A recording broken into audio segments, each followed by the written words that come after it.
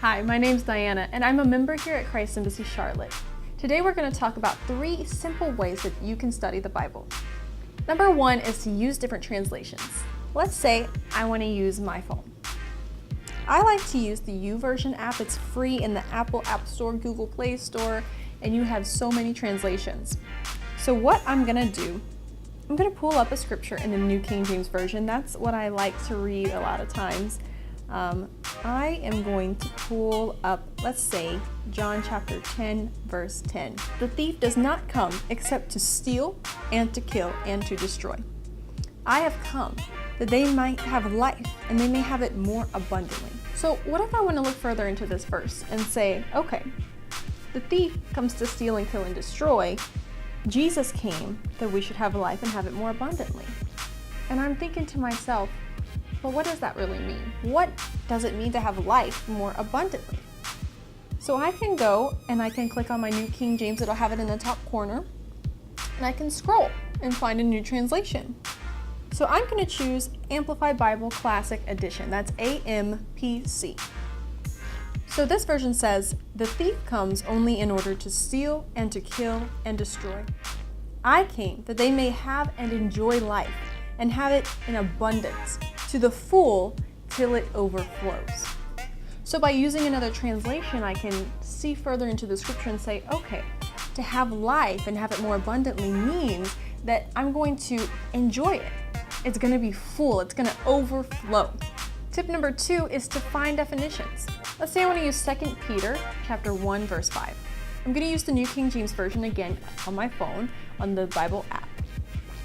It says, but also for this very reason, giving all diligence, add to your faith virtue, to virtue knowledge. So what if I want to know more about the word virtue? Let's say I'm studying and I'm like, okay, I have faith. Now I want to add to it. It says if these things are in you, you won't be barren or unfruitful. So I want to make sure these things are in me, right? How do I know what virtue really means?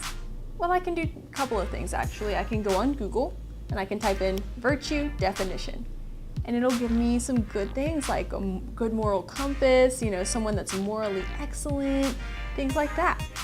You could also use the Strong's Concordance, which I really personally like.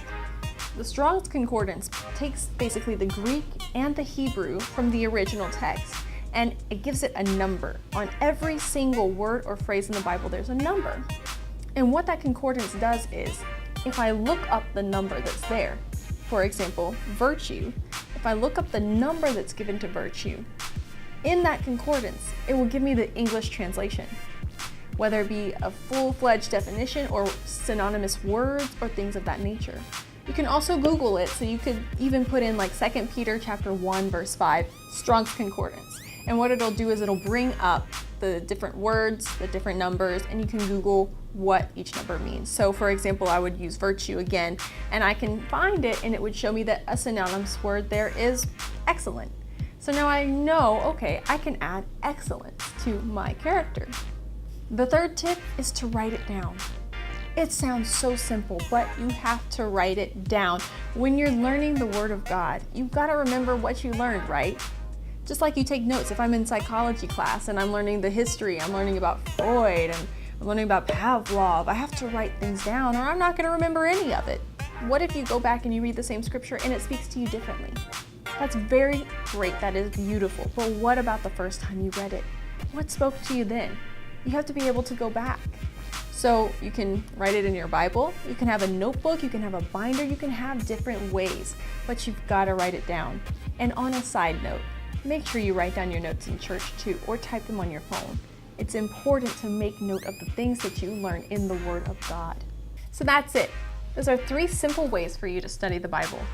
And honestly, there are so many ways that you can study. So if any of you are watching and you have some different tips or techniques that you like to do when you study the Bible, just let us know in the comments below. I'd be happy to share them. Maybe we can even do another video with some more tips. Thank you so much for joining us today. We really appreciate having you. If you have any comments, any questions, just let us know below. We'd love to hear from you. And if you want any more inspirational content, you can find us on YouTube, Twitter, Facebook, Instagram, and we even have a website. So I'll put all that in the description below. Thank you so much again, and God bless you.